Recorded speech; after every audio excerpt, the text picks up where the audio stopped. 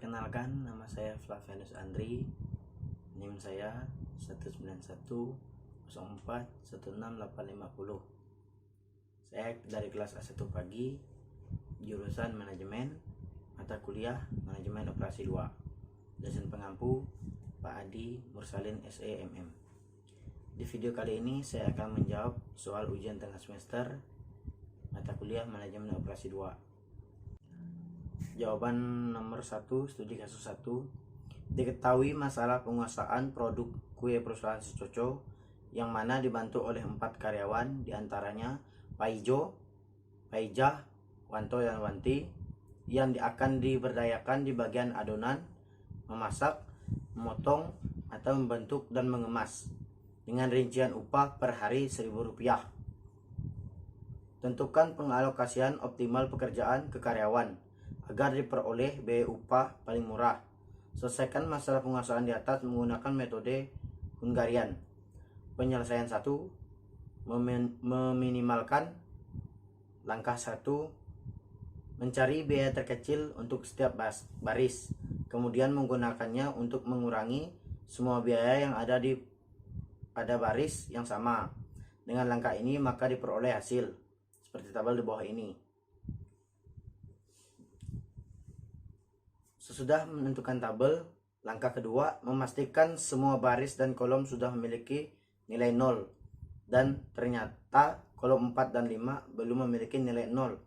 Dengan demikian, perlu dicari lagi nilai terkecil pada kolom tersebut untuk selanjutnya digunakan untuk mengurangi semua nilai yang ada pada kolom tersebut. Dengan langkah ini, maka diperoleh tabel di bawah ini. Setelah menyelesaikan langkah kedua, lanjut langkah ketiga, memastikan atau mengecek lagi tabel penguasaan apakah sudah memiliki nilai 0 yang sesuai dengan jumlah sumber daya yang juga tercermin dengan jumlah barisnya. Misal, jika yang ditugaskan adalah 4 karyawan, maka harus ditentukan nilai 0 sebanyak 4 buah yang terletak di baris dan kolom berbeda. Sebaiknya dimulai dari baris yang hanya memiliki satu nilai 0. Langkah ini mengandung arti bahwa setiap karyawan hanya dapat memegang satu peran atau satu pekerjaan. Setelah menyelesaikan langkah ketiga, kita lanjut ke langkah keempat. Karena belum optimal, maka langkah selanjutnya adalah menarik garis yang menghubungkan minimal 2 buah dari 0, seperti diperlukan pada tabel di bawah ini. Setelah melihat tabel langkah 4, kita lanjut ke langkah 5. Perhatikan nilai-nilai yang belum terkena garis. Pada nilai yang paling kecil dari tabel di atas adalah nilai 10.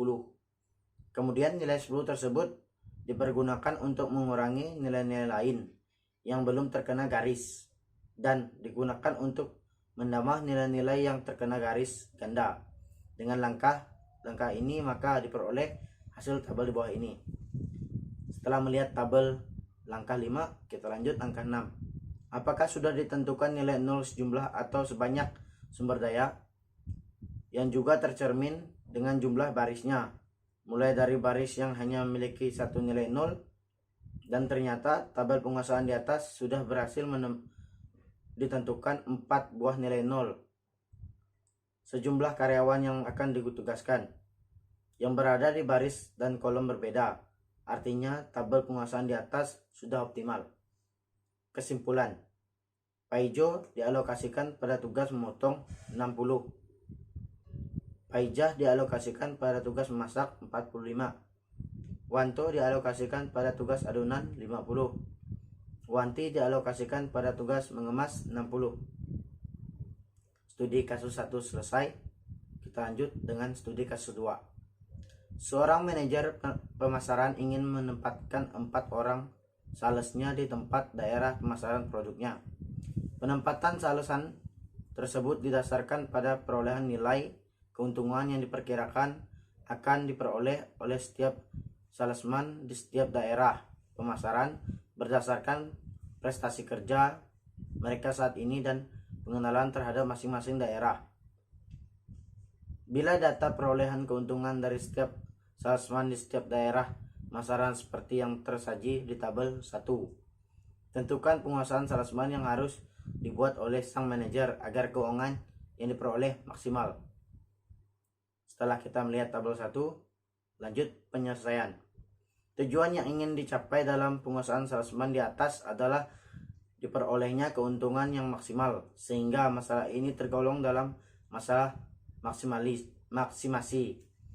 Langkah pertama untuk menyelesaikan masalah ini dengan menggunakan metode Hungarian adalah penentuan nilai terbesar dari setiap baris dan hasil sebagai berikut. Hal ini berarti bahwa nilai-nilai keuntungan pada baris 1 dikurangkan dari 1100, baris 2 dikurangkan dari 1100, baris 3 dikurangkan 1050 rupiah, dan baris 4 dikurangkan dari 1150 rupiah. Hasil perhitungan langkah pertama ini dapat dilihat pada tabel di bawah ini. Setelah melihat tabel di bawah tadi, selanjutnya diperiksa apakah setiap kolom telah mempunyai nilai 0. Dan ternyata pada tabel 2 terlihat bahwa kolom 2 belum mempunyai nilai 0, sehingga perlu ditentukan nilai terkecil dari kolom tersebut, yaitu 100.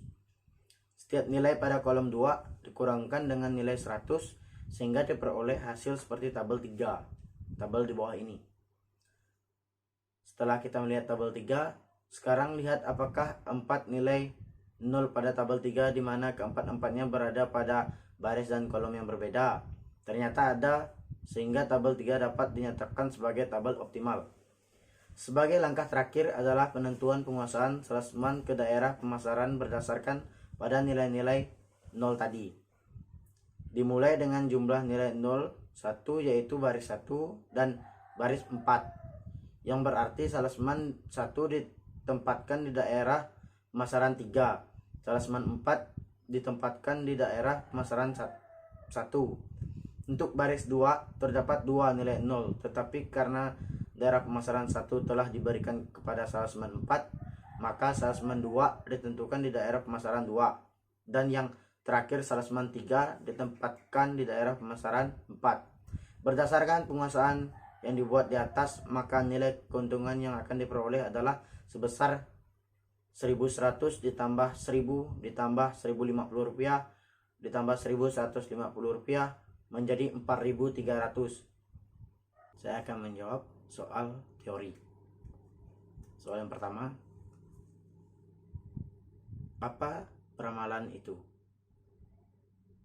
Peramalan adalah suatu teknik analisis perhitungan yang dilakukan dengan pendekatan kuantitatif maupun kuantitatif untuk memperkirakan kejadian di masa depan dengan menggunakan referensi data-data di masa lalu. Soal yang kedua, sebutkan dan jelaskan jenis-jenis peramalan. Di sini ada 3 jenis peramalan. Yang pertama, peramalan jangka panjang, yaitu yang mencakup waktu lebih besar dari 18 bulan. Yang kedua, peramalan jangka menengah, yaitu mencakup waktu antara 3 sampai 18 bulan. Yang ketiga, peramalan jangka pendek, yaitu mencakup jangka waktu kurang dari 3 bulan. Soal yang ketiga, mengapa strategi peramalan sangat penting? Pentingnya strategi terhadap peramalan yang baik adalah sangat penting dalam seluruh aspek bisnis. Peramalan hanya merupakan estimasi atas permintaan hingga permintaan aktual menjadi diketahui. Soal yang keempat, jelaskan pendekatan peramalan yang digunakan. Terdapat 2 jenis pendekatan yang digunakan. Yang pertama, pendekatan kualitatif adalah pendekatan yang menggunakan cara kerja melalui dengan menjabarkan hasil penelitian dan pemaknaan terhadap data yang diperoleh.